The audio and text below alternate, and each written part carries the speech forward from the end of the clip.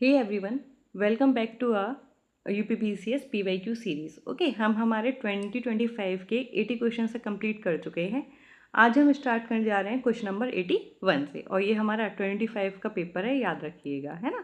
ये हमारी यूपीपीएससी वाली सीरीज़ है जिसमें हम पीवाईक्यूज़ को ले रहे हैं। अब क्वेश्चन नंबर 81 पर आते हैं। क्वेश्चन नंबर 80 तक हमारे ऑलरेडी आपको प्लेलिस्ट में दिख जाएंगे जितनी भी पीवाईक्यू सीरीज़ हमने अभी तक ली है। चलिए अब हम बात करते हैं क्वेश्चन नंबर 81 की।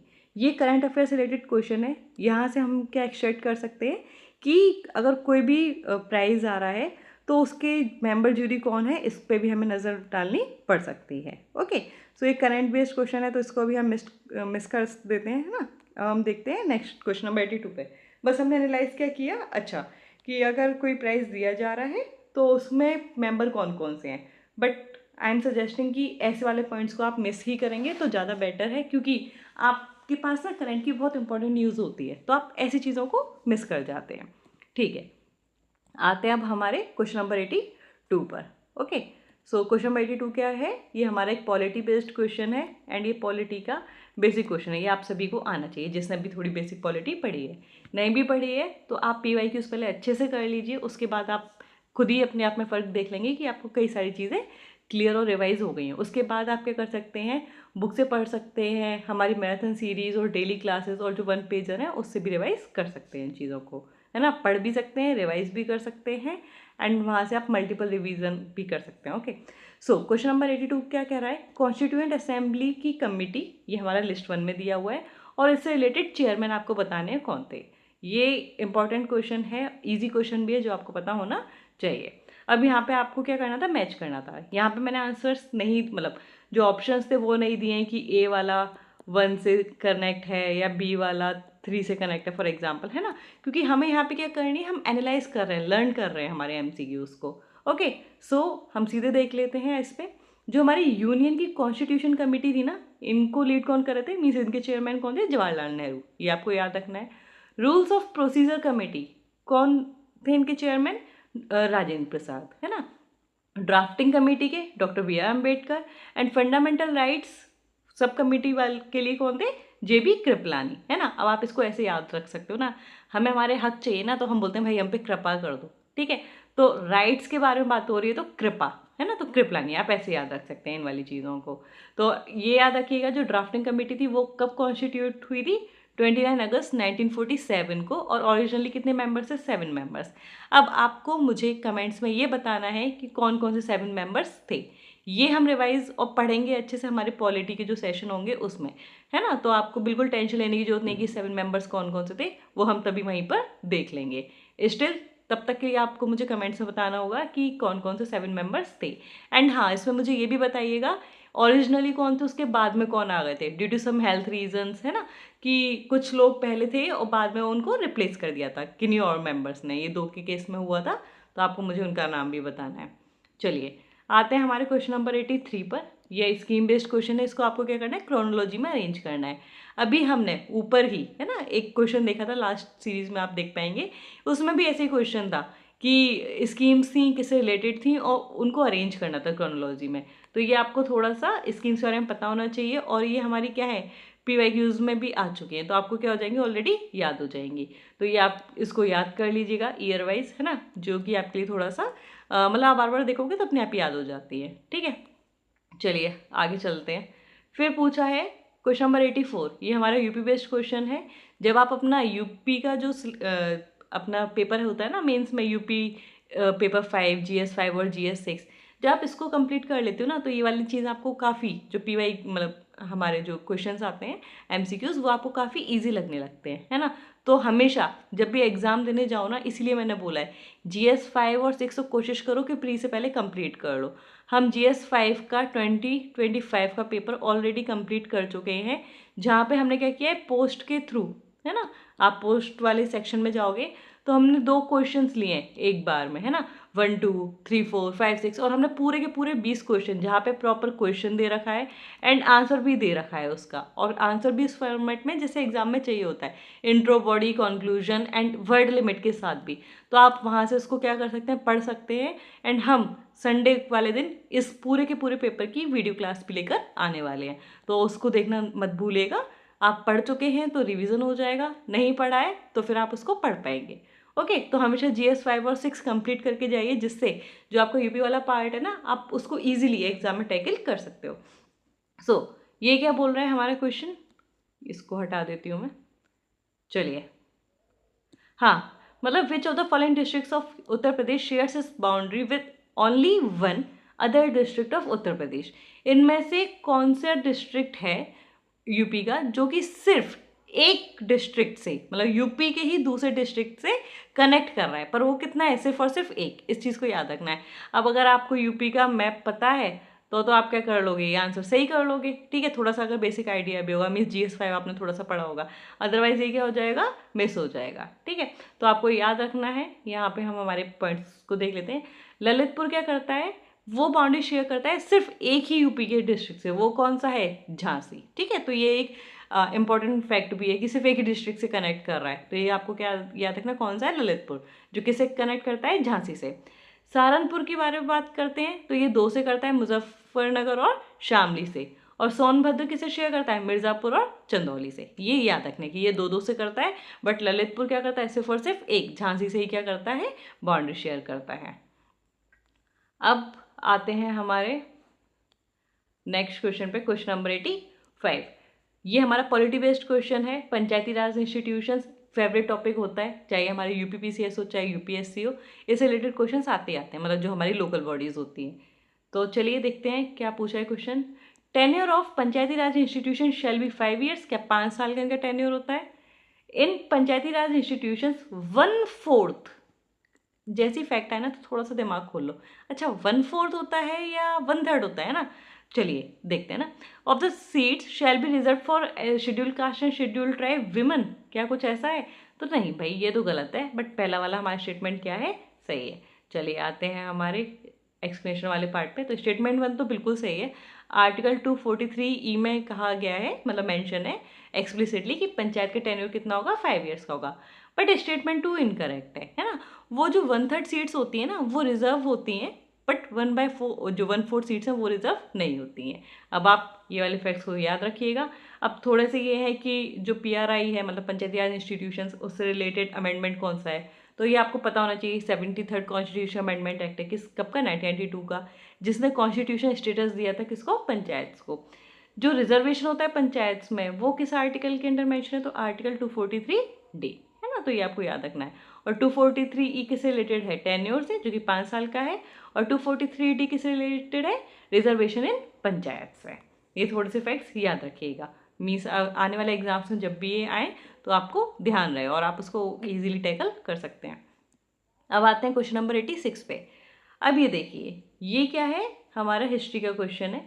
यहाँ पे आपको वही बताना है, राइटर और बुक, किस राइटर ने कौन सी बुक को लिखा है। अगर आपने कनेक्ट किया होगा, थोड़ा बहुत पढ़ा होगा, तो आप इसको कर सकते हैं। एंड बाकी जैसे हमारी गीता गोविंद है, ये हमारी कई बार आ चुकी है ना, कि PYQs में आप देखोगे तो कई बार आपको देखने को मिलेगी। तो ये आती है तो आप इसको आराम से एलिमिनेट भी कर सकते हो। जब आप देखोगे ना ऑप्शंस की 1 2 3 4 कौन से हैं, मैंने यहाँ पर नहीं दिया है, बिकॉज आई वॉन्ट कि हम यहाँ पे पूरा ध्यान लगाएं। अच्छा, गीता गोविंद बुक किसने लिखी है, ठीक है, या नल चंपू किसने लिखी है ना, तो हम पूरे एक एक पॉइंट को देखना चाहते हैं। इसलिए हमारा काम सिर्फ अभी आंसर निकालना नहीं है ना। आंसर निकालेंगे तब जब हम क्या करेंगे, हमारे PYQs कंप्लीट करने के बाद जब एक फेज़ 2 में जाएंगे, है ना, जब हमारे मॉक टेस्ट लगाएंगे, तब हम आएंगे कि हमारा टारगेट क्या होगा, सिर्फ और सिर्फ आंसर पे आना। अभी हमारा काम क्या है, लर्निंग गेन करना, है ना। अभी हमारा काम क्या है कि हम कितनी नॉलेज ले सकते हैं, है ना, तो उस चीज़ पे फोकस करना है। चलिए आते हैं इसके एक्सप्लेनेशन को देख लेते हैं ना। तो याद रखिएगा, जो बुक है, मतलब ये जो हमारी नल चंपू बुक है, ये किसने लिखी है, त्रिविक्रम भट्टा, है ना। ये आपको याद रखनी है, क्योंकि अभी आ गया है तो नेक्स्ट ईयर आने के भी बहुत ज़्यादा हाई चांसेस हो जाते हैं। कथा सरित सागर, ये इंपॉर्टेंट है, PYQs में आपको देखने को मिल जाएगी। किसने लिखी है, सोमदेव ने। फिर अगर बात करते हैं गीता गोविंद, ये तो बहुत बार आपको देखने को मिलेगा, किसकी है, जयदेव की, है ना। फिर है हमारी बृहत कथा मंजरी, तो ये किसने लिखी है, शिवेंद्र ने। ये आपको याद रखने हैं ये वाले पॉइंट। ओके, चलिए आगे चलते हैं। चलिए आते हैं नेक्स्ट क्वेश्चन, क्वेश्चन नंबर 87 पे। अब पूछा है, which of the following archaeological sites related to Indus valley civilisation are situated in present day Uttar Pradesh. अब पूछ रहे हैं, देखो यूपी स्पेसिफिक क्वेश्चन है, वही अगर GS5 अच्छे से पढ़ा हुआ होगा ना जिसने, उसके लिए तो ये बहुत ही ईजी गेम है ना। और अभी यहाँ पे हम एलिमिनेशन वाला गेम भी देख लेते हैं ना। अब बोल रहे हैं कि ये बताना है कि कौन सी साइट हमारे यूपी में है, आज वाले यूपी में। तो अगर आपने कुछ भी नहीं पढ़ा, जैसे मंडी, राखीगढ़ी, हुलास, राखीगढ़ी न्यूज़ में भी रहता है ना, और ये तो हम नॉर्मली भी पढ़ते हैं, तो राखीगढ़ी तो ऑब्वियसली नहीं है, तो हम क्या कर सकते हैं, ऑप्शन 2 को क्या कर देंगे, एलिमिनेट कर देंगे, है ना। फिर आती है मंडी। मंडी वाला जो रीज़न है वो जम्मू में थोड़ा सुना था, जम्मू कश्मीर वाले रीजन में, तो ये भी नहीं है, तो एक ही क्या बचा, हुलास। ऐसा तो है ही नहीं कि नन ऑफ द स्टेटमेंट्स बोला हुआ है, नहीं, तो हमारा आंसर क्या हो जाएगा, ऑप्शन बी। तो आपको टेंशन लेने की जरूरत नहीं थी। सो अब बात करते हैं, हुलास क्या है, ओनली हरप्पन साइट है, ये याद रखनी है, क्या है, सिर्फ और सिर्फ एक हरप्पन साइट है, जो कि कहाँ पर है, यूपी में, कहाँ पे, सहारनपुर डिस्ट्रिक्ट में। ठीक है, अब देख लेते हैं, राखीगढ़ी हरियाणा में है, धौलावीरा गुजरात में। जो हमारी 1 पेजर सीरीज है, वहाँ पे ये सारी की सारी साइट्स आपको देखने को मिल रही है ना, कोई भी एक ऐसी नहीं होगी जो आपने नहीं पढ़ी होगी और नहीं सुनी होगी, उसके बाहर की नहीं है। ठीक है, लोथल, कालीबंगन, हुलास, है ना। चलिए आते हैं, अब एक पॉइंट याद रखिएगा, ये थोड़ा सा मैं बोलूँगी यहाँ पे एक्सप्लिसिटली, हुलास को ना मेजर हरप्पन साइट बोलिएगा sorry, only major Harappan site. हो सकता है कि अभी जैसे एक्सकेवेशन हो रहा है तो हमें कुछ और साइट्स भी मिल जाए, बट अभी के लिए याद रखिएगा कि मेजर हरप्पन साइट बोल रहे हैं हम। ठीक है, आते हैं हमारे क्वेश्चन नंबर 88 पे, है ना। ये क्या बोल रहा है, consider the following sources of world water supply and arrange them in descending order. ये हमारा ज्योग्राफी का एक बेसिक क्वेश्चन है, जो इजी ही कहूँगी मैं, है ना।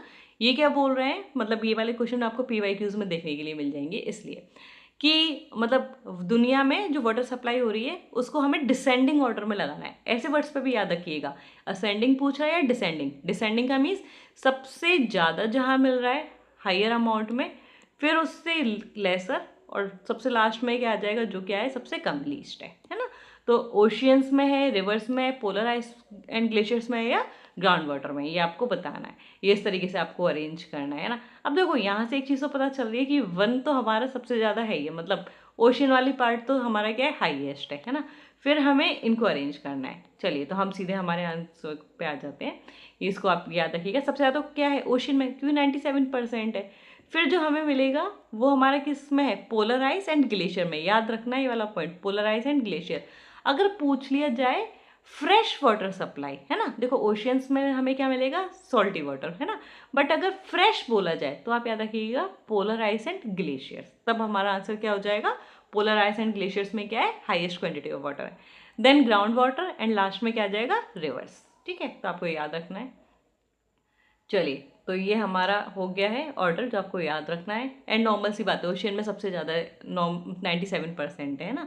जब आप मैप भी देखते हो तो अभी आपको क्या दिखता है, पानी ज़्यादा दिख रहा है ना, 70% से थोड़ा सा ज़्यादा ही होता है, तो वो आपको याद रखना है, वहाँ से आप कनेक्ट कर सकते हो। चलिए आते हैं हमारे क्वेश्चन नंबर 89। ये हमारा पॉलिटी का क्वेश्चन है, ये भी आपको आना चाहिए। ठीक है, ये मतलब बेसिक वाले क्वेश्चन में, which of the following are financial committees of parliament. Parliament की कमिटीज़ होती हैं।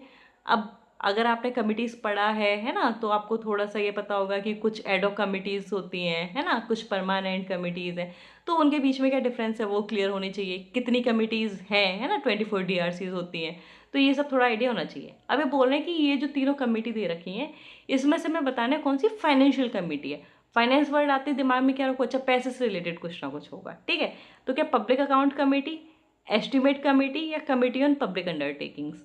पब्लिक अकाउंट कमेटी में तो आई एम होपिंग कि आपको कोई इशू होना ही नहीं चाहिए, आपको पता ही होना चाहिए, है ना। पब्लिक अकाउंट कमेटी कैग से रिलेटेड होती है ना, कि कैग और ये आपस में ऑडिट वाली चीज़ को भी देखते हैं। ठीक है, तो आपको ये याद रखना है कि जो फाइनेंशियल कमिटीज़ हैं वो हमारी ये तीनों ही हैं, एस्टिमेट कमेटी भी है, पब्लिक अकाउंट कमेटी भी है, और कमेटी ऑन पब्लिक अंडरटेकिंग्स भी है, ये आपको याद रखना है ना। अब आपको मेरे को एक चीज़ बतानी है, इन तीनों कमिटीज़ में कितने कितने मेंबर्स होते हैं, एंड जितने भी मेंबर्स हैं ना, वो लोकसभा से कितने होते हैं और राज्यसभा से कितने होते हैं, ये आपको मुझे कमेंट में बताना है। ठीक है, चलिए आगे चलते हैं क्वेश्चन नंबर 90 पे। ये हमारा ज्योग्राफी एंड एनवायरनमेंट से रिलेट कर सकते हैं इस वाले क्वेश्चन को। मैच करना है नेशनल पार्क या वाइल्ड लाइफ सेंचुरी दे रखी है उसको, स्टेट और यूपी से। याद रखिएगा, दच्चिगम बहुत बार PYQs में आया है, रट जाता है ये, है ना। क्योलाडो ये तो आपको नॉर्मली पता होता है ना, जिसको कैला देवी भी बोल देते हैं। फिर कान्हा, ठीक है, कान्हा तो एटलीस्ट हर दिन न्यूज़पेपर में रहता है, खास करके टाइगर रिलोकेशन एंड टाइगर से रिलेटेड जब भी बात होती है। एंड पेरियार, नाम से ही लग रहा है ना, पेरियार की कुछ साउथ वाले रीजन का होगा। तो दचिगम हमारा जम्मू कश्मीर, केलाडियो ये हमारा राजस्थान, कान्हा हमारा MP and Periyar is in Kerala. ये PYQs में बहुत बार आया है, इसलिए ये तो रटा होना ही चाहिए, ठीक है। सो करेक्ट आंसर इसका ए होगा, ये देख लीजिएगा, दचिगम जम्मू कश्मीर, केलाडियो राजस्थान, कान्हा MP, पेरियार केरला, ठीक है। चलिए अब आते हैं हमारे नेक्स्ट क्वेश्चन नंबर 91 पे। ये हमारा IR का क्वेश्चन है एंड इससे रिलेटेड जो भी न्यूज़ में चलता है ना, उससे रिलेटेड क्वेश्चन पूछ लेते हैं, ठीक है। अब इसमें पूछ रहे हैं नॉट, हमेशा पहले इस चीज़ को तो अंडरलाइन या सर्कल कर लीजिए, इनमें से कौन से कंट्रीज बिम्स्टेक का पार्ट नहीं है। बिम्स्टेक क्या एक हमारी ऑर्गेनाइजेशन है, रीजनल ऑर्गेनाइजेशन है, जो जिसका पूरा फुल फॉर्म क्या है, bay of Bengal initiative for multi sectoral technical and economic cooperation. अब ये आपको दे दिए है ना, 4 ऑप्शन दिए, थाईलैंड, नेपाल, भूटान, इंडोनेशिया, इसमें से आपको बताना है कौन बिम्स्टेक का मेंबर नहीं है, ठीक है। तो हम आते हैं हमारे सीधे यहाँ पे, आपको बिम्स्टेक के मेंबर्स पता होने चाहिए कौन कौन से हैं। तो जो हमारा बे ऑफ बंगाल वाला रीजन है ना, मोस्टली वही वाले हैं, ठीक है। तो याद रखिएगा कौन सा है, बांग्लादेश, भूटान, इंडिया, ठीक है। तो ये तो आपको मैप के अकॉर्डिंग ही याद रह जाएगा, है ना, कि बांग्ला मतलब जैसे हमारा इंडिया आ रहा है ना, तो बांग्लादेश का तो ये वाला पार्ट आ गया, ठीक है। फिर भूटान हमारे ऊपर वाले पार्ट में आ जाता है इंडिया के मैप में, है ना। तो ये तो हो गई, Myanmar, Nepal, Sri Lanka and Thailand, ये हमारे क्या बिम्स्टेक के मेंबर्स हैं, ये आपको याद रखने हैं। अब और कैसे याद रख सकते हो कि 5 तो हमारे साउथ एशियन कंट्रीज़ हैं और 2 क्या हैं, साउथ ईस्ट एशियन कंट्रीज़ हैं। तो ये भी पूछ सकते हैं कि बिम्स्टेक में क्या साउथ ईस्ट एशियन कंट्रीज़ नहीं हैं या सिर्फ साउथ एशियन कंट्रीज़ हैं। तो याद रखिएगा साउथ एशियन भी है और साउथ ईस्ट एशियन कंट्रीज़ भी हैं, और साउथ ईस्ट एशियन कंट्रीज़ में कौन कौन से हैं, म्यांमार एंड थाईलैंड, ओके। सो ये आपको पता होना चाहिए। आते हैं हमारे नेक्स्ट क्वेश्चन पे, क्वेश्चन नंबर 92। अब पूछे इसमें से कौन सा जो पेयर है वो इनकरेक्ट है, मतलब करेक्टली मैच्ड नहीं है। वही है, देखो ज्योग्राफी बेस्ड क्वेश्चन है, डैम और रिवर। अब तक ऑब्जर्व आपने किया या नहीं किया कि कितने क्वेश्चंस हमारे पेयर बेस्ड आते हैं बेसिक चीज़ें उसको पेयर में, क्रोनोलॉजी में ऐसे दे देते हैं। तो ये अगर आपने बेसिक चीज़ें भी पढ़ी हैं, बेसिक फैक्ट्स भी पढ़े हैं, तो आप एग्जाम को ईजिली क्वालिफाई कर सकते हो। चलिए, है ना, इनकरेक्ट बताना है। बगलीहार डैम, पेंडो डैम, ठीक है, श्री सैलम डैम, ये हमारे क्या है, किस रिवर पर लोकेटेड नहीं है। ये हमारे न्यूज़ में रहते हैं, इसलिए वाला क्वेश्चन आया था, ठीक है। अब हम इसको देख लेते हैं। जो बगलियाहार डैम है ये चेनाब रिवर पे है, ठीक है, बहुत ज़्यादा न्यूज़ में था ये, मेनली क्वेश्चन उसकी ही वजह से था। पेंडो डैम के बारे में बात करें तो ये ब्यास रिवर पर है, रावी रिवर पर नहीं है। श्री सैलम डैम की बात करेंगे तो ये कृष्णा पे है, तुंगभद्रा पर नहीं है, ठीक है। तो इस अकॉर्डिंग क्या हो गया, सिर्फ एक ही करेक्ट है, कौन सा, बगलियाहार डैम। एंड क्वेश्चन में हमसे पूछा इनकरेक्ट, तो आंसर क्या हो जाएगा, 2 एंड 3, पेंडो एंड श्री सैलम डैम क्या है, इनकरेक्टली मैच्ड है। चलिए आते हैं हमारे नेक्स्ट क्वेश्चन पे। सो क्वेश्चन नंबर 93, ये हमारा एनवायरनमेंट से रिलेटेड क्वेश्चन है। ये हमारे मिस्टी स्कीम से है। मिस्टी स्कीम हमारी किससे रिलेटेड है, मैंग्रोव से। तो mangroves initiative for shoreline habitats and tangible income, क्या इसमें से सही है, क्या ये 2019 में शुरू हुआ था, क्या इसका एम है मैंग्रोव फॉरेस्ट को रिस्टोर करना। अब नाम से ये कि मैंग्रोव का इनिशिएटिव है, तो मैंग्रोव फॉरेस्ट को रिस्टोर करना हो सकता है, बट ईयर अगर आपको मतलब स्पेसिफिक पता है तो ठीक है, अदरवाइज आपको 50-50 गेम खेलना पड़ेगा, ठीक है। तो याद रखिएगा जो मिस्टी स्कीम है ये 2019 की नहीं है, अभी उसके बाद काफ़ी बात की है, 2023-24 के टाइम पे इन्होंने क्या किया था, अनाउंस किया था यूनियन बजट में, ना कि 2019 में। तो ये वाला स्टेटमेंट तो गलत हो गया, बट सेकंड स्टेटमेंट क्या है, वो जनरल ही लग रहा है ना, मैंग्रोव्स के बारे में बात कर रहे हैं ना, उनको बचाना है तो ठीक है, उनको रिस्टोर भी कर रहे होंगे ना, तभी तो बचा पा रहे हैं। तो ये चीज़ आपको याद रखनी है। अब यहाँ पे ये पॉइंट याद रखिएगा, जो मिस्ट्री स्कीम है ना, ये किसके थ्रू इम्प्लीमेंट होती है, मतलब कन्वर्जेंस है किसका, MNREGA, CAMPA fund and other schemes. Simple किसी भी एक पर्टिकुलर स्कीम से रिलेटेड नहीं है ये, इन सबका क्या है, कन्वर्जेंस से इम्प्लीमेंट होता है, ये याद रखना है। आते हैं नेक्स्ट क्वेश्चन, क्वेश्चन नंबर 94 पे। असर्शन रीजन बेस्ड क्वेश्चन है, क्या बोल रहा है, assertion, the Himalayas form the source of several perennial reverse. अब आपको पहले क्लियर होना चाहिए पेरेनियल रिवर्स कौन सी होती हैं या नॉन पेरेनियल रिवर्स कौन सी होती हैं, है ना। फिर आता है the higher ranges of Himalayas are snow covered throughout the year, ठीक है। तो पेरेनियल वो होती हैं जिसमें 24 घंटे पानी रहता है ना, ऐसा नहीं है कि अभी सूख गई फिर वैसे हो जाएंगी, ये नहीं। पेरेनियल मतलब मतलब जो 12 मंथ्स है वो वाटर रिलेटेड है। अब ऐसा क्यों होगा? ऑब्वियसली हिमालयस पर है ना? क्यों? क्योंकि वहाँ पे क्या है, हमारे पास स्नो है ना? तो वो पूरे साल भर रहता है हमारे पास, जिसकी वजह से हमारे पास क्या है, वाटर सोर्स है, ग्लेशियर्स हैं, तो वहाँ से हमारी रिवर्स क्या होती है, फ्लो होती रहती हैं, है ना? तो दोनों ही सही है और दोनों क्या है, मतलब रीज़न करेक्टली एक्सप्लेन कर रहा है किसको, असर्शन को, हमारे को। तो असर्शन करेक्ट है। Major rivers like Ganga, Indus and Brahmaputra Himalaya से ओरिजिनेट होती हैं।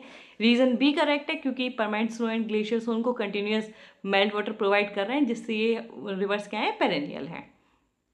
चलिए आते हैं हमारे नेक्स्ट क्वेश्चन पे, question number 95। This one is also assertion reason based question.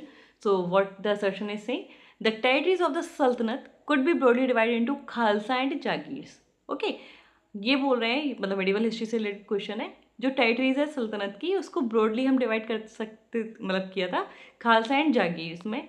And जो जागीर है वो कंप्राइज करती थी उस लैंड को जो स्टेट के कंट्रोल में है। अब देखो कुछ फैक्ट ना जो जानबूझ के वो सही करवाने की कोशिश करता है, मतलब रिलेट कर रहे हैं दो फैक्ट्स को, मोस्टली वो गलत होता है ना। But I am not saying कि हर बार ये तुक्का लगाओ, बट कभी अगर 50-50 में फंसो तो you can go for that. Okay, तो चलिए देखते हैं, है ना। तो ये बात तो सही है हमारी कि जो खालसा, जो सल्तनत की जो टेरिटरी थी उसको खालसा एंड जागीर्स में ब्रॉडली डिवाइड किया जाता था। एंड यहाँ पे भी वर्ड ब्रॉडली है, कुछ स्पेसिफिक वर्ड नहीं दिया है, तो जनरल जा रहा है तो हम उसको सही मान लेते हैं, बट ये गलत है ना। चलिए देखते हैं क्यों गलत है। तो पहला वाला पॉइंट तो आपके लिए सही था कि खालसा एंड जागीर, जिसको एकता भी कहा जाता है, उसमें ब्रॉडली डिवाइड किया जाता था। एंड रीजन इनकरेक्ट क्यों है? खालसा लैंड डायरेक्ट कंट्रोल में था स्टेट के, जबकि जो जागीर और एकता था ना, वो ऑफिशियल्स को मतलब असाइन कर दिया जाता था रेवेन्यू कलेक्शन के लिए, है ना, कि वो करो, मतलब जो ऑफिशियल्स हैं वो कलेक्ट करेंगे वहाँ से रेवेन्यू। बट जो खालसा होती थी वो डायरेक्ट कंट्रोल में होती थी किसके? स्टेट के। ये आपको याद रखना है। अब यहाँ पे एक पॉइंट आपको इंपॉर्टेंट है, इसको नोट कर लीजिएगा। The iqta system was introduced by Iltutmish and later strengthened by the subsequent Delhi Sultanate, है ना। तो जो सुल्तान से, है ना, मतलब क्या हुआ कि इंट्रोड्यूस तो इल्तुतमिश ने किया, याद रखिएगा, आई से आई ऐसे याद रख सकते हो। तो एकता सिस्टम इंट्रोड्यूस किया था किसने? इल्तुतमिश ने। एंड बाद में स्ट्रेंथन किसने किया था? दिल्ली के सुल्तान जो आते जा रहे थे उसको और स्ट्रेंथन करते जा रहे थे। ओके, चलिए आते हैं हमारे नेक्स्ट क्वेश्चन, क्वेश्चन नंबर 96 पे। ये पद्म, मतलब जो हमें अवार्ड्स मिले हैं और कौन अवार्डी है उससे रिलेटेड है। तो इसके लिए आपको क्या याद रखना है, हमारे 2026 वाले जो भी पद्म विभूषण, पद्मश्री, है ना, और मतलब बाकी के जितने भी, उसको आपको क्या देखना है, एक बार ये देख लेना है पद्म विभूषण, पद्म भूषण और पद्मश्री, है ना। तो जो पद्मश्री वाले होते हैं वो तो काफ़ी ज़्यादा होते हैं, बट ऊपर वाले दो जो हमारे रहते हैं ना, पद्म भूषण और पद्म विभूषण, तो उनको आपको थोड़ा सा देख लेना है कि किसको किस कैटेगरी में मिला है और किस पर्सन को मिला है, थोड़ा सा आपको आइडिया होना चाहिए।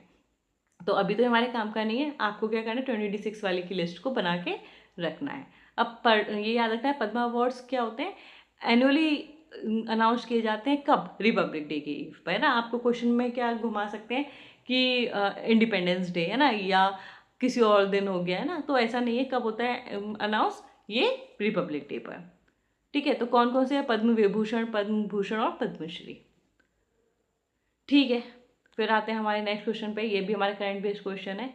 ये क्या बोल रहा है, Pushkar Kumbh Mela 25 was held in this time in which of the following states. ठीक है, तो ये पुष्कर कुंभ मेला जो हुआ था ये कहाँ हुआ था?